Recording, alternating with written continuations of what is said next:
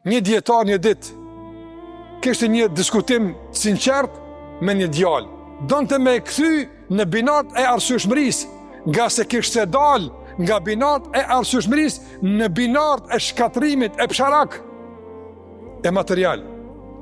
Andaj ky djalë erdhi te ky hoxh që epshit me i dhon pet këtë arsyeshmërisë.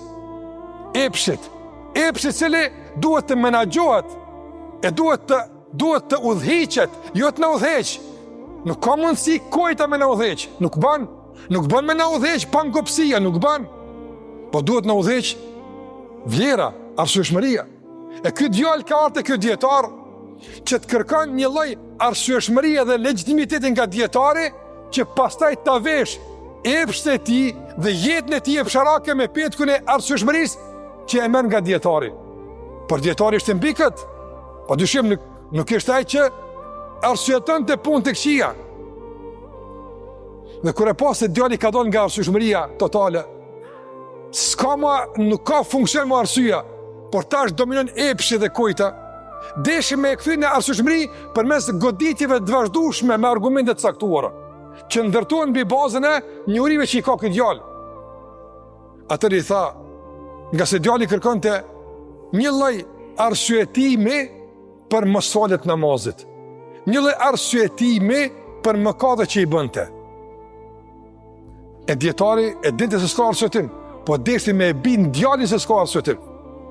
Atëherë çka i tha? Shikoni të ndërruar sa bukur praktikisht këtë kjo përmbledhet në çdo fjalë që du me përmbledh me të këtë hutbë. I tha, toka që po jeton mbrana saj e kujt është? E Allahut. A është toka Allahut? Po tha e tij është.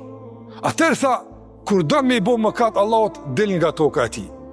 Del nga shtëpia e tij, del nga veni i tij. Nga se në tokë ka rregull, sikurse në çdo shtëpi ka rregull, në çdo vend duhet pas rregulla. I përmbash rregullave dhe mbetesh antari i asaj familje, mbetesh banor i atij veni, nuk i respekton rregullat, shkel rregullat, privosh nga liria e lëvizjes, edhe e tjetuarit, burgosesh apo dëbohesh, për shkak se nuk po i respekton rregullat. Andaj toka e Allahut është. A është arsyeshme në tokë të Allahut ta kundërshtosh Allahun xhalla xhelalu? Jo, tha nuk është. Vazhdojmë me dytën. Kush të furnizon ty? Kush të jap me ëngër me pi? Tha Allahu më jap me ëngër me pi. Rregull tha, ti po e shfrytëzon mirësinë e Allahut. Allahu ta ka dhënë jetën, Allahu ta ka dhënë ushqimin, Allahu ta ka dhënë pijen, apo? Dhe nga ti ka kërkuar mirënjohjen dhe adhurimin. Që kjo është qasje arsyeshme. Mirë, ti po don pejtimi më të mirat e mja kthy me të këqija. Atëherë, hiq dorën nga furnizimi i Allahut.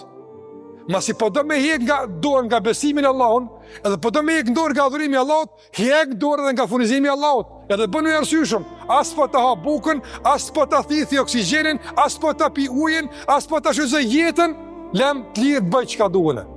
Jo the pa mundshmë është. E pa mundshmë është.